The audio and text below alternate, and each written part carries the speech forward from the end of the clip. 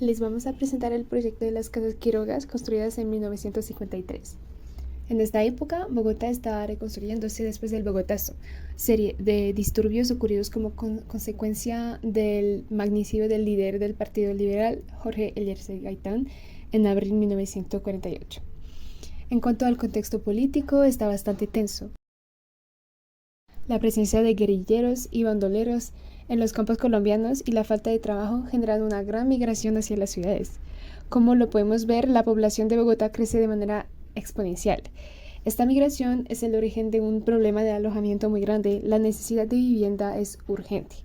Se estima el falto a 350.000 viviendas. Otro elemento contextual muy importante para entender nuestro proyecto es la llegada del concreto en Colombia. Aunque el concreto se usa en proyectos anteriores, tal como el del Teatro Faenza o de la Catedral de Manizales en los años 20, todavía en esta época siguen importando algunas partes de lo que se necesita para hacer concreto. Es solo a partir de los años 40 y más en los 50 que el concreto se difusa realmente en Colombia, y eso gracias a diferentes factores. Primero, la promoción hecha sobre ya sus cualidades en términos de higiene, de durabilidad, pero es también por el aumento del interés en el cálculo de esas estructuras de concreto por parte de los ingenieros. Uno de esos ingenieros, Guillermo González Zuleta, participó en el proyecto que estudiamos, las Casas Quirogas. Aunque en la mayor parte de sus construcciones él trabajó con bóvedas de cerámica, en algunos casos hizo bóvedas de concreto. Este proyecto empieza en los años 1951 a iniciativa del Instituto de Crédito Territorial. Este instituto es una entidad colombiana creada en 1939 que tenía como objetivo de construir viviendas de interés social y que más tarde fue liquidada y reemplazada por el Instituto Nacional de Viviendas de Interés Social y Reforma Urbana en 1991.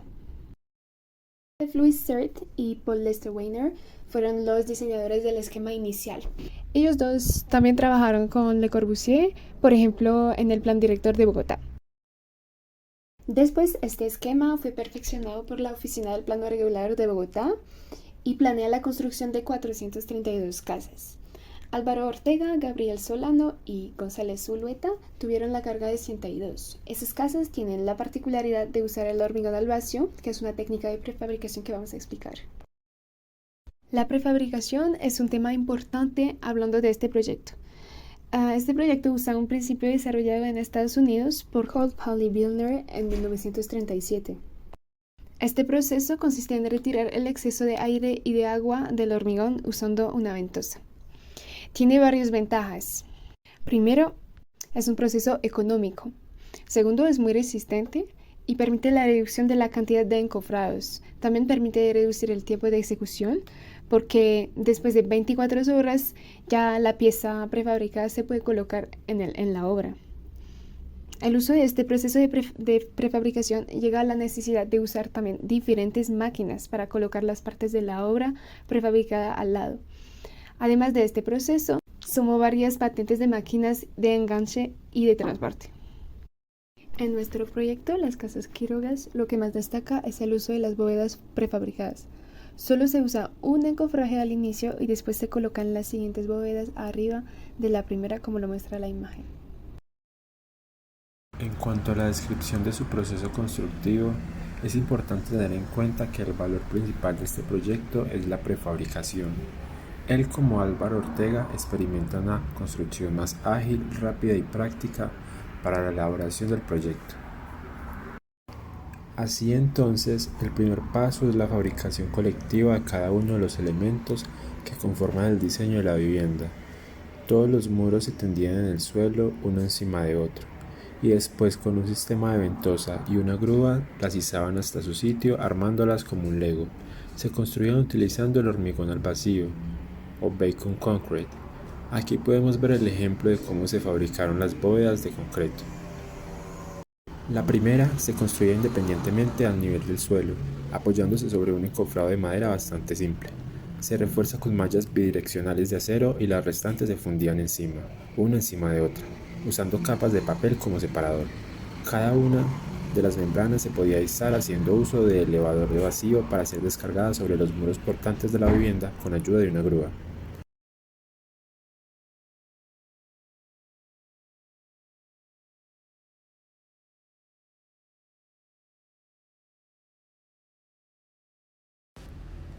El barrio Quiroga es estructural y constructivamente novedoso, ya que a mediados del siglo XX la construcción de vivienda económica cubierta con bóvedas ligeras y la prefabricación de cáscaras abovedadas se convirtió en el centro de interés para la arquitectura y la ingeniería.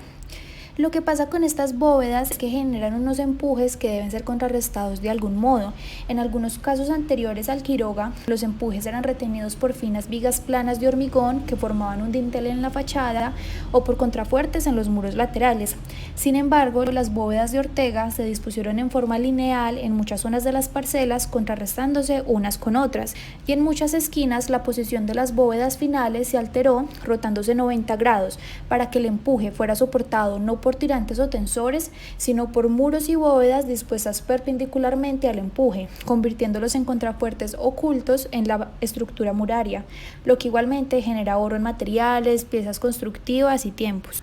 Una vez instaladas las láminas, las cubiertas abovedadas se ayudan entre sí a responder al empuje horizontal trabajando a compresión, que gracias a la técnica del hormigón al vacío, este valor de compresión aumenta un 30%, e igualmente las medianeras de las bóvedas se contrarrestan unas con otras y los últimos dos muros laterales sirven de contrafuerte, como se dijo anteriormente.